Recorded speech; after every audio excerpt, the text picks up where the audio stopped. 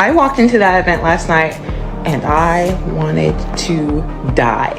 Everyone was so short. Every single man there was like less than 5'10". Are you looking for certain numbers? Like Yes. Yes, I'm okay. looking between 600,000 and 800,000. What? Obviously more. This woman wants to know why she went to her church mixer and no men were present.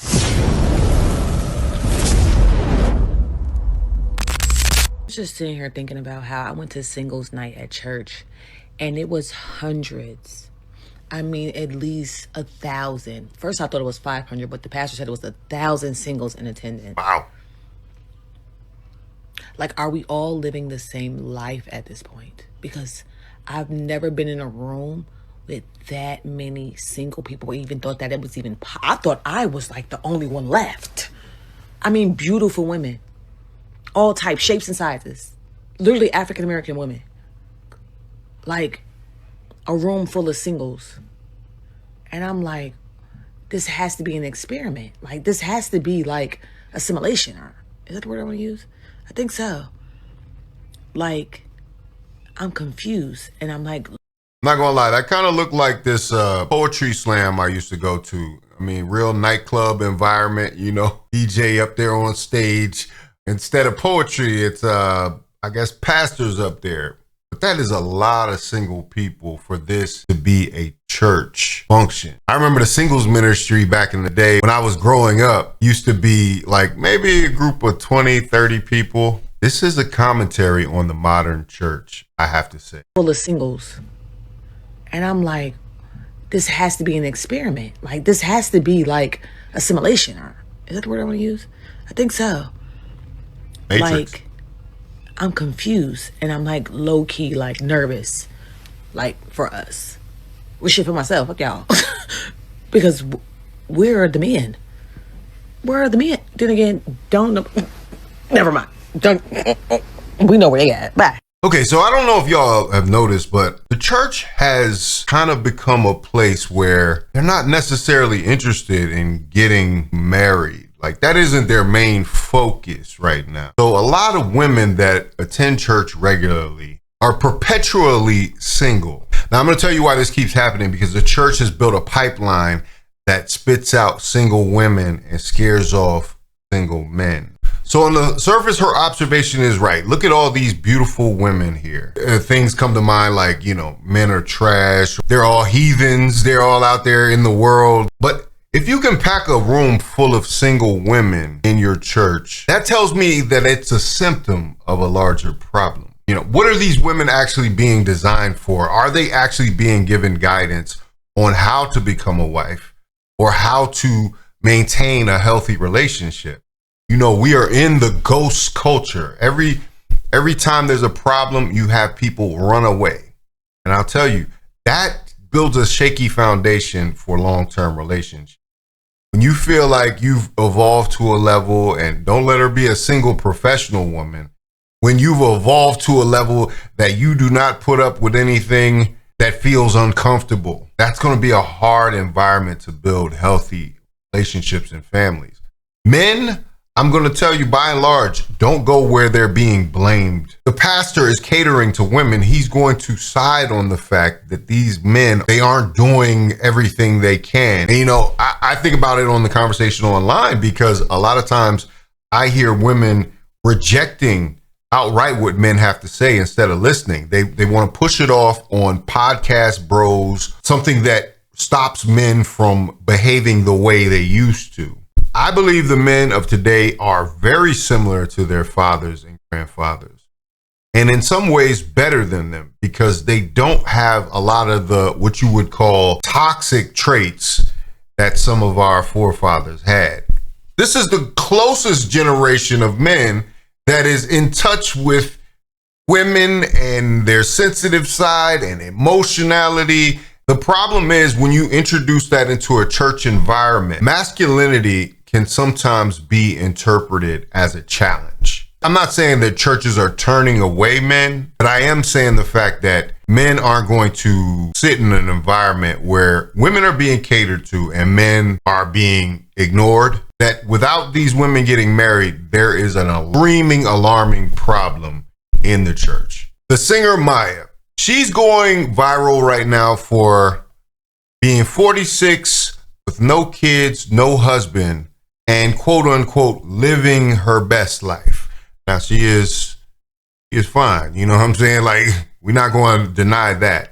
Beautiful. She's always been beautiful. This is the one thing that a lot of people online are saying. They're saying that this is living proof that a woman's value isn't defined by marriage or motherhood. So if you've got Maya there and she's appealing to women and they're viewing her as sort of pinnacle of desirability or what they should be, does that then say the woman with kids that got married is somehow lesser than?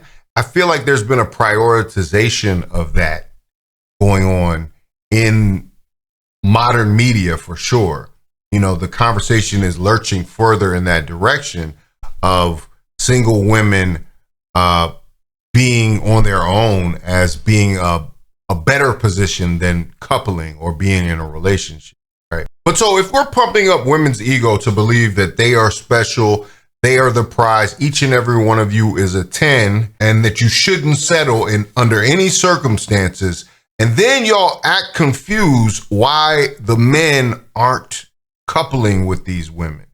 These women are being propped up and their ego is being stroked. It's true, the gender gap in church is wide. But here's a good question. Where's the men's ministry in the church? That actually might really change the situation or the outcomes that go into it. Is there really any investment into men's ministry other than maybe like a pancake dinner or some type of retreat for the leadership?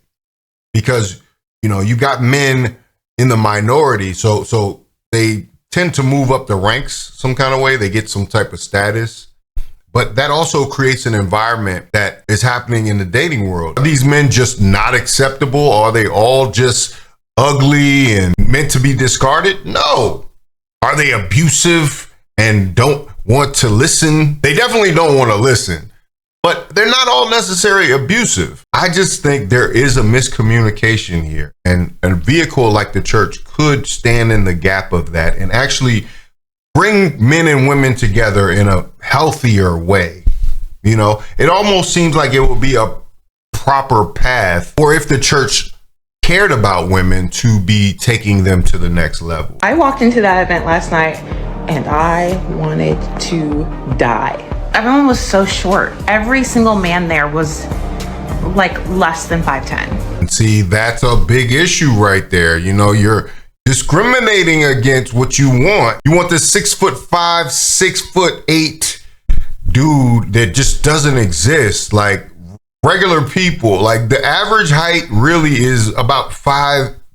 How many people are saying that they want something that is totally outside of regular things because they see it online? They see, oh, there's a bunch of NBA players, so they must be some tall guys out here, right? Most men are average height, average build, average everything. Where's the logic in all of it? Are you looking for certain numbers? Like Yes. Yes, I'm okay. looking between 600,000 and 800,000. What? Obviously, more is good, but that's what I want to start with. So Hell 600 no. is your bare minimum, you said.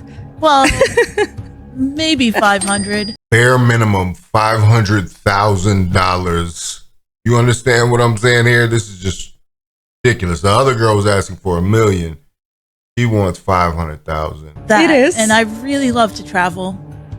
Okay, and you want like a man to cover for this. If he can, yeah. Because I bring feminine qualities. I can cook. I can give good back massages. I can listen well. So I think it's only fair. $500,000, y'all, for back massages and home cooked meals. What are we doing here? What are we talking about? So it's worth it, yeah. It's worth it, yeah. Okay. Is anyone making 600,000 here watching it? Leave us in the comments, please, guys. She's saying that's ridiculous, and I don't blame her one bit. Okay, so I recently went to a singles event and it was 90% women. And I was wondering, like, where's all the dudes? I don't know, but they're not there. And that's cool. Not like I care. She's acting like she's not caring, but she's making this video, which is kind of telling what she really does care about. I just got home from a singles night at my church. Yes, I go to Union Church, and here are my thoughts. The ratio between men and women at the church is always going to be more women than men. Case closed. So don't let that intimidate you, girl, because your husband could have been in that room, okay? Or man, your wife could be in that room. Don't let the fact that it's at the church intimidate you. If anything, that should excite you to go.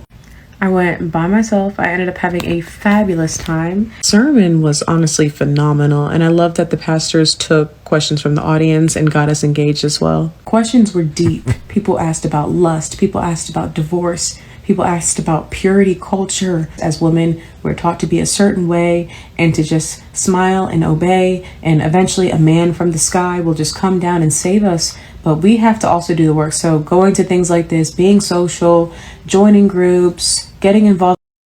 She's got the right mentality. She's going to find somebody. I can already see she's positive about her outlook on, and she's also willing to do the work. At least she's saying she is. In the community, focusing on yourself as well, like focusing on your health, your wellness. That's also going to get you out there, and your potential person that God has for you could discover you there. I love the energy in the room. Everybody came in their best dressed. And yes, ladies, the men were menning, okay? They were dressed up, like they weren't wearing Nike techs.